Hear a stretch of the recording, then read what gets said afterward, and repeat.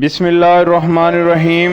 کہتے ہیں کہ جب سکندر اعظم دنیا فتح کرنے کی مہم پر نکلا تو اس نے ایک ایسے پانی کی کہانی سنی جو پینے والے کو ہمیشہ کی زندگی بخش دیتا ہے۔ اس نے اپنے وزیر اور قریبی دوست خضر علیہ السلام کو یہ کام سونپا کہ وہ آب حیات کو تلاش کریں۔ حضرت خضر علیہ السلام اور سکندر کے لشکر نے اس جستجو میں کئی دشوار گزار رستوں کا سفر کیا۔ یہ ایک ایسا سفر تھا جو عام انسانوں کے لیے ناممکن سمجھا جاتا تھا۔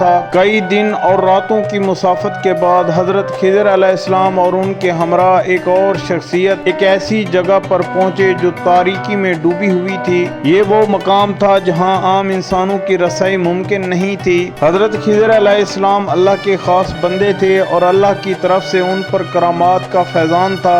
جب وہ تاریکی میں چل رہے تھے تو ان کا راستہ ایک چمکدار روشنی نے روشن کر دیا۔ انہوں نے دیکھا کہ ایک چشمہ بہہ رہا ہے۔ اس کا پانی عام پانیوں سے مختلف تھا۔ اس میں ایک عجیب سی چمک اور روشنی تھی اور اس کے قریب آتے ہی حضرت خضر علیہ السلام کو محسوس ہوا کہ یہ وہی آب حیات ہے جس کی تلاش میں وہ نکلے تھے۔ حضرت خضر علیہ السلام نے اس پانی میں ہاتھ ڈالا اور کچھ گھونٹ پی لیے۔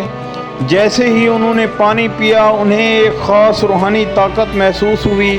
روایات کے مطابق آب حیات پینے کے بعد حضرت خضر علیہ السلام کو لازوال زندگی عطا ہوئی اور وہ قیامت تک زندہ رہنے والے اللہ کے برگزیدہ بندوں میں شامل ہو گئے۔ ادھر سکندر اور اس کا لشکر راستہ تلاش کرتے رہے لیکن وہ کبھی آب حیات کے مقام تک نہ پہنچ سکے۔ کئی روایات میں کہا گیا ہے کہ حضرت خضر علیہ السلام نے سکندر کو واپس جا کر اس کے مقدر کے مطابق جینے کی تلقین کی کیونکہ ابدی زندگی ہر کسی کے لیے نہیں تھی۔ چنانچہ سکندر اعظم آب حیات حاصل کرنے میں ناکام رہا اور بالآخر دنیاوی زندگی کے اختتام پر ایک عام انسان کی طرح موت کے سپرد ہو گیا۔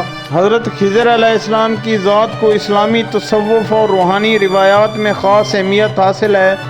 وہ مختلف مواقع پر اللہ کے نیک بندوں کی رہنمائی کے لیے ظاہر ہوتے ہیں اور بعض روایات کے مطابق وہ آج بھی زندہ ہیں کیونکہ انہیں آب حیات نصیب ہوا تھا۔ یہ قصہ صرف ایک قصہ یا کہانی ہی نہیں بلکہ اس میں گہرے روحانی اور اخلاقی اسباق بھی پوشیدہ ہیں۔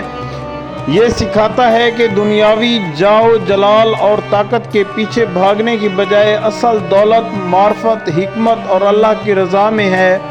ہر کسی کو ہمیشہ کی زندگی نہیں ملتی بلکہ اصل کامیابی اللہ کی رضا حاصل کرنے میں ہی ہے۔